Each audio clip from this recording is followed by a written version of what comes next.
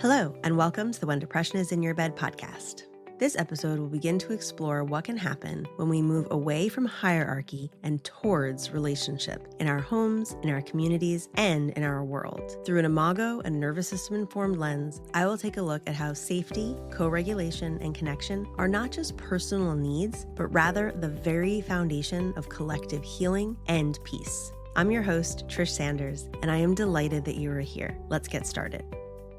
In the last episode, my husband Ben came on as a co-host with me for the very first time, and we were talking about Imago relationship therapy, which is something that I certainly have talked about many times on the podcast over the past year, but it's something that's very important to Ben and I because it was through Imago work, both with an Imago couples therapist, as well as through attending the Imago Getting the Love You Want couples workshop, that he and I were able to navigate through our separation and make the conscious choice to recommit to our marriage. And that was over a decade ago. So Imago is something very special to me personally. And it's also something really significant to me professionally because at that time when Ben and I decided to recommit to our marriage and I saw what magic it had done for me and him, I also started bringing it into my office and ended up getting certified as an Imago relationship therapist myself. And I began working with couples. And so really Imago transformed my life personally and professionally. And it's something I've been wanting to talk about on the podcast more, but because it is a relational concept, I've been waiting to talk about it, at least in greater depth, when I was being able to talk about it with somebody. So I'm pretty excited that that somebody is, of course, my husband, and we will be having dialogues, Imago intentional dialogues, on future podcasts starting in just a few weeks. And the Imago intentional dialogue is the primary tool or skill that is used in Imago work, and you will learn a lot more about that really soon. But I realized that I wanted to talk on the podcast more about Imago work in preparation of Ben and I having the dialogue. And certainly there is invaluable information in Imago theory and also in the skill of the dialogue itself. And I will absolutely get to sharing about all of that. But something that I deeply love about Imago, in addition to the skills and the resources that it provides for people in relationships of any sort, as a matter of fact, intimate partner relationships or parent-child or even coworkers or friends or any relationships you might have in the world, what I truly deeply love about Imago is that it is more than just theory and skills. It's actually a way of being in the world. Imago is a movement in support of helping change the vertical structure that we really live in, this top-down power at the top, powerlessness increasing as you go further down the line, to a complete paradigm shift, moving towards becoming a relational society. And being that this concept of being relational is central to Imago theory, and also it's something that deeply resonates with me and how I experience the world and how I understand the world. And given that we live in a time right now, globally and nationally in the US, where there is so much conflict happening, and in Imago we say conflict is growth trying to happen, and conflict is really caused when there is difference, and fear can be created when somebody else thinks or acts differently than you do and we don't understand. And this can elicit a survival response, and it can start to become us versus them. There can start to be this idea of winners and losers, the haves and the have-nots, the people at the top of the hierarchy with the power, and then again, like I said before, those at the bottom of the hierarchy that have very little to no power at all. And I think in these times where there is explicit global violence and such extreme polarization, such a feeling of people being on one side or the other, I think the concept of being relational is absolutely imperative. I think it's hopeful. And I really think that it's the way we heal, the way that we can change what's happening in a way that actually works for everyone involved. As I mentioned, and as we know, right now is a time of explicit violence. And when I say explicit violence, what I mean is that violence is visible to everyone. It's on the news. We know what's happening. It's frequent. All of us really can see it. We might have different thoughts about it, but it's visible. And violence has been a part of our system and our structure and our society forever. It has not always been as visible to everyone as it is now, though to some people it has been very known and very felt. And this is nothing new at all, what's happening in our world. And so I want to make that very clear, that it's not like something new has happened. The deep divides that are leading to this us versus them, the hierarchy of of people having power and power intentionally being taken away from other people is something that has been a part of our society, certainly in the US, for a very, very, very long time. But we're at this inflection point, this possible turning point where there's an opportunity, in my perception, the way that I view it, we can make change happen now in a way that maybe we couldn't access before because everything is so on the surface. Everything is visible to so many of us. And I might sound really hopeful and positive, and that's because I am, but I also, of course, want to acknowledge that there are a lot of very scared people for very good reason. There is absolute terror. There's so much helplessness going on right now. And there's a felt sense for so many people of feeling broken or defeated, or that the system is broken, or the problems are too big to fix at this point, or there's overwhelm, that there's so much going on that's wrong or hurtful or harmful that we don't know how to turn the tide. And that's why I'm having this episode today on this concept of being relational. And it's not about blame or choosing a specific political side. This is an episode about being human and how we relate to other humans and how our nervous systems are always in connection with one another, and how we can use that information to be able to move forward in creating something new. Because even if the idea of the hierarchy is something that we're very used to, power at the top, and if you're at the top or somewhere near the top, you may very well be benefiting from the system being set up this way. But what we don't always realize is that if we're living in a system where some are being harmed, in reality, we are all being harmed. And this is where this significant shift to being relational comes in, because our nervous systems are deeply connected to one another, and we are always sensing internally inside of ourselves, as well as in the larger world, and also between nervous systems in relationships with others, if there is danger or safety. And there's often multiple cues of danger and multiple cues of safety in any given situation. And when the cues of danger are heavier or outweigh the cues of safety in a particular situation, then our nervous systems send a signal to our brain, and our brain goes into a self-protective place, which makes perfect sense and is really excellent for survival. However, we are not meant to be living in survival constantly. And if you look at the world and what's happening today, there are many people who are living in constant survival. And if we look back many, many years, there are many people who have always been living in survival. And as I mentioned before, this is not a new process. It's just more visible to more of us right now. And it can feel so overwhelming. And that also can be a cue of danger to our nervous systems. And when the collective nervous system, because we are all connected in this way, starts to have safety break down and it is not available to all of us, where everyone cannot feel safe, that actually affects the collective, whether we know it or acknowledge it or not. And so being relational doesn't just mean having good relationships, although certainly that can be a part of being relational, but being relational means so much more than that. Being relational means understanding how the individual and the whole are related and how they shape one another. And truly being relational means valuing the quality of the connections within the whole right alongside the needs of the individual. Being relational takes into account that individuals exist in the context of the collective, and that we are shaped by interactions with each other within the group. And it also takes into account that our nervous systems are always interacting with one another, and that safety is something that must be co-created. Now, this might be something that is unfamiliar, or it sounds actually threatening to some people, because especially in the US, we tend to have a very individualistic culture, and we have these beliefs that if you work hard, put in effort, then as an individual, you can achieve. This is sort of the American dream in a lot of ways. And there can be some positives, but in reality, it really sets up a dynamic where the individual wants to win at any and all costs. And what does that mean? If one person is striving to be the winner, then everyone else around them has to be the loser. And we can start to get into some really scary situations. And that is in part what we see happening today. Because if my sole objective is to win or to achieve or to be the one at the top of the hierarchy, then suddenly we can start to dehumanize others and think that they are not worth what we're worth, or they're not important or their perspective is wrong or they're somehow inherently unworthy because we want to be the one that climbs to the top of the ladder. And so this shift from individualism being the priority to relational belonging, that we all have a space to belong, we all matter, we're all important, we all have value, and we all impact one another. And it's not so much about intention, whether we meant to hurt somebody or whether we felt like we had to do this because of X, Y, and Z, but rather being accountable for our impact on others and knowing that what we do affects other people just like what other people do affects us. And looking to create safety and belonging for all is actually a really powerful and healing approach, even in the face of the violence that we're witnessing today. Because in reality, nobody exists in isolation. We are all in community, even if we value what we have done as individuals, the work we've put in, how far we've gotten, what we've achieved, what we've accomplished. The truth is that we are all connected. And this is biological and neurological, rooted in quantum physics, that none of us is actually an island all on our own. And this concept applies to people in intimate partner relationships, as well as in families, and then of course in communities and larger nations and globally. And if you think about the idea of being a global citizen, this is really very much a part of that. What does it mean to know that you're part of something bigger, connected to the whole? And of course, there's value in being one. However, when you're one of many, there is such beauty and power in the diversity and in the connection. Even if we don't all agree, we don't have to all agree. We can all maintain our own perspectives. However, the concept of being relational takes into account our impact on the whole and how incredibly important this is. And this is not a new idea by any means. It's an ancient concept, and many cultures are in fact relational. It is just not the current paradigm in the US and in many other places in the world today.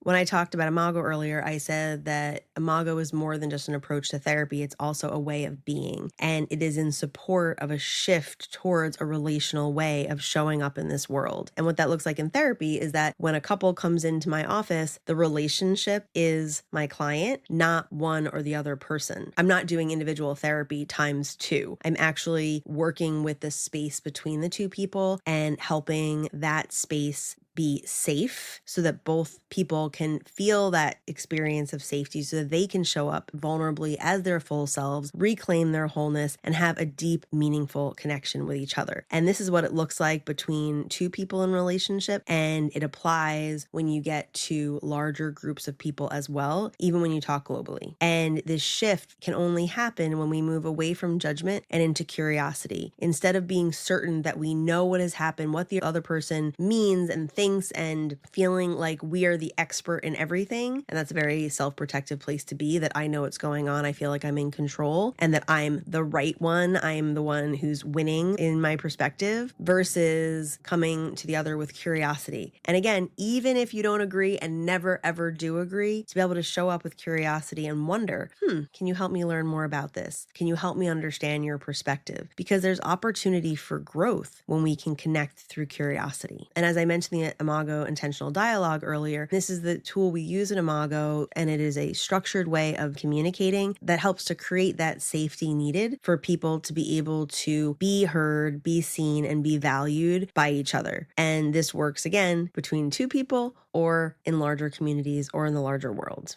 And we move into, as I mentioned earlier as well, valuing our impact over our intention. Because in survival, anything goes, because the goal is my survival. So it doesn't really matter what I do to others in the process of me surviving, right? If the end is your survival, then anything that you do to get there feels justifiable. And yet, when we think about what may be done and we look at what's happening in our world today, what is being done, what violence is being justified and how, versus looking at the impact instead of what the intentions may be. And people may have different interpretations about what the intentions are. But if we look at the impact on the whole and we see the harm that is being done to so many, whether it is the harm that is being directly done to some or the ripple effect, which I'll talk about in a moment, and we start to value that, we can start to find a way to move towards changing the impact and creating environments for healing instead of perpetuating the harm. And when I talk about this idea that we're all connected, it's not this sort of out there concept as it may land for some people. It is absolutely rooted in our physiology. Our nervous systems are, in fact, constantly in communication with our internal body as well as the larger world, whether that's the world happening in the room that we're standing in, or in the town that we live in, or in our country, or in the greater world. We don't even necessarily need to be present, especially with social media and media in general. We can really have a window into what's happening anywhere in the world. And all of that is affecting our collective nervous system. And we have the opportunity to either co-regulate each other or dysregulate each other. And co-regulation is the idea that one person's nervous system is rooted in that ventral space, which is the state of feeling grounded and safe. And if one person is rooted in safety, they have the ability to co-regulate another nervous system by offering their safety so that both nervous systems can get to a place of feeling grounded and safe. That is capacity that we all have as humans to co-regulate, to be co-regulated, and to co-regulate others. But if we're not co-regulating, and often that's an intentional conscious choice to be able to co-regulate, because that also often involves self-regulating, you have to often be responsible for regulating yourself before you can offer your safe, grounded state to another nervous system. And that's a very conscious process that you're doing by choice. However, if you're not making a choice consciously about what you're doing, you may very well be dysregulated. And then when you're dysregulated, you're then often impacting other nervous systems and creating dysregulation for other nervous systems. And the truth is that threat travels much more quickly and more powerfully and profoundly than calm. And so when there's a threat for one, this ripples out to the entire system. And then the threat impacts the whole. But we can consciously create safety and communicate safety through our words, through our actions, through our tone, through our pace, and through our presence. And so there are gifts that are available to us right now that we can use with our family, with our friends, with those in our community, with those in our office, with those anywhere and everywhere that we interact with, where we can help change to happen right now.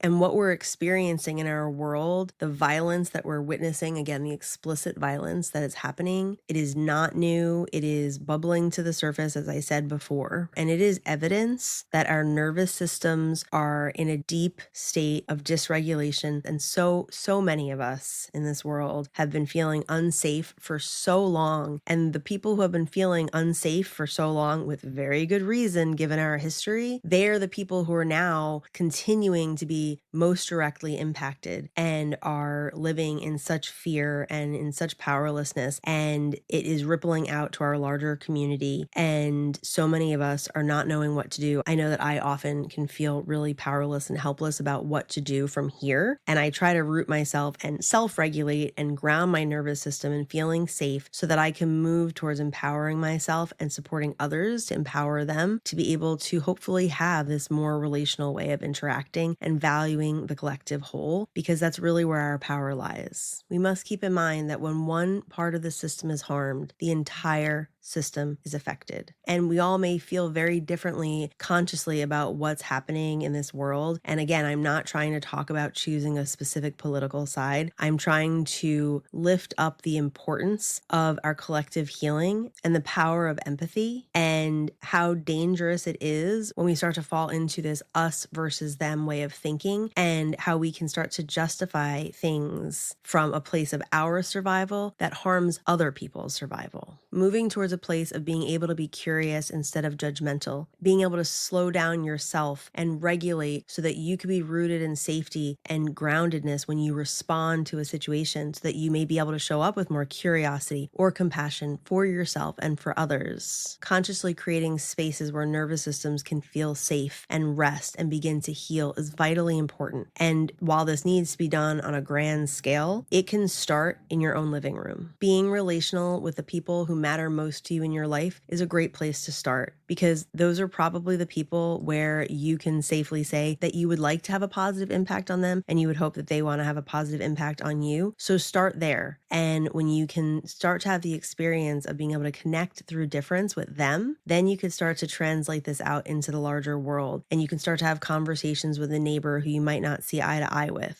And from there, it can grow. And the power of being relational is profound, because everybody matters and everyone should feel safe and have a place where they belong. And this is something that is actually possible, even if it feels like we're very far away from it today. But starting where you can, focusing on how you listen, how you pause, how you give yourself space, and how you give others space, how you offer repair when there's been a rupture of connection. These are all incredibly powerful places to begin the work of being relational. And I'm not trying to say that I have all the answers. First of all, as I said, being relational is an ancient concept. This is not something that I myself have developed in any way. But what I want to say is that there is, in fact, hope. And in this time that can feel so incredibly scary and daunting and overwhelming for so many, there is a path towards connection through communication and through the desire to participate in something larger than just ourselves. And I thank you for slowing down with me a bit today, being part of a conversation that values relationship as the foundation for real and lasting change.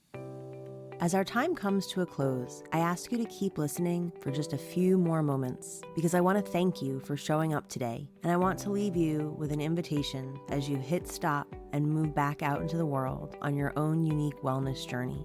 In order to move from where you are today to the place where you want to be, the path may seem long or unclear or unknown. And I want you to know that if that seems scary or daunting or downright terrifying or anything else, that is totally okay. Know that you do not have to create the whole way all at once. We don't travel a whole journey in one stride. And that is why my invitation to you today is to take a step, just one.